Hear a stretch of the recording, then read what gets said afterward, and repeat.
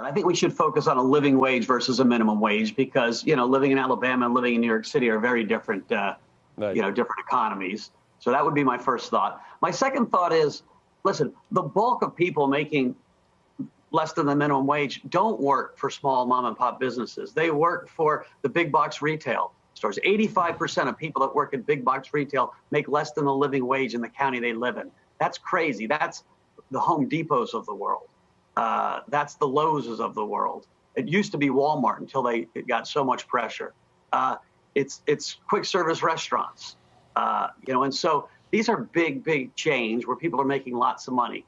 It's unethical for someone to work a 40-hour week and make, $8 an hour. It just doesn't add up, especially. But they're mostly going up, Mike. A lot of those, Target, Walmart, all those places, without any government intervention or marketplace finagling, they've all gone up to, they're paying $15 already, and that's organic. And everybody's they've got in a strong economy. In a strong economy, you're trying to get a bunch of workers, and they can demand that to pay. But Joe, I think in a lot of reasons, Amazon moved its wages, Walmart's moved its wages because of political pressure, because of social and political pressure, because of AOC screaming at them and say, how can you not pay any tax and pay your workers so little? How can the government be subsidizing your employees with food stamps, right? It was like $3 billion of food stamps the government pays into Walmart employees who then spend them at Walmart.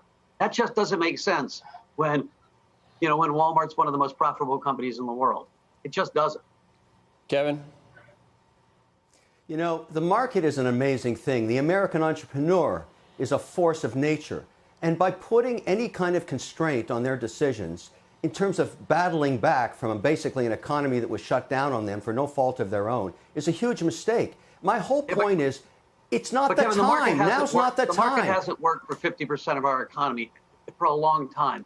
And the medicine that, the central bank governors and the Treasury chiefs continue to get hold on. 50% of the jobs in America come from small businesses. Half the economy is driven by the ones that you just poo-pooed and said, no, it's all about Walmart. No, it isn't. It's all about my businesses that hire 28 people, that start and grind it out, their family businesses in Oklahoma and Tallahassee and Chicago suburbs. They're the ones. They can't afford $15 minimum wages. They're the ones. They're the American entrepreneurs. We had our capital attacked 2 weeks ago. We have this tension in America because what does that have to do with the minimum wage? It has a lot to do with it because we have a huge gap between rich and poor, which continues to get wider every year between Republican and Democrat administration, and it's fraying the social fabric of our country, period.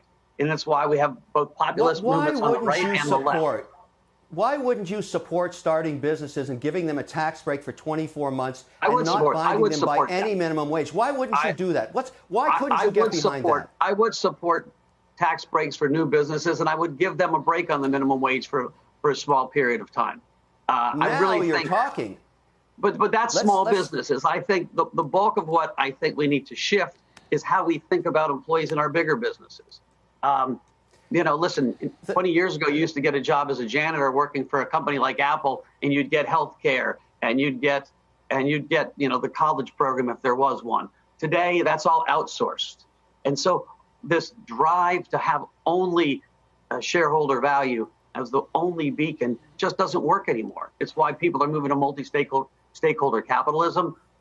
Anytime the system goes under stress, anytime it goes under stress, anytime there's a financial correction, people point to saying capitalism doesn't work, it's got to be changed. You don't change it. You don't touch it. It is basically working all the time, but it has an element of volatility to it. I don't think putting a new cost in some regions that could be as high as 25%. We've always put rules around capitalism. We don't let children under 12, tie little knots and make rugs anymore because we thought that was unethical. Like, we're allowed to put rules around capitalism. We have from the very beginning. And so having some rule where we say there's some limited amount of money that we don't want, that it's just unethical to have a guy toil away. Kevin. Shepard Smith here. Thanks for watching CNBC on YouTube.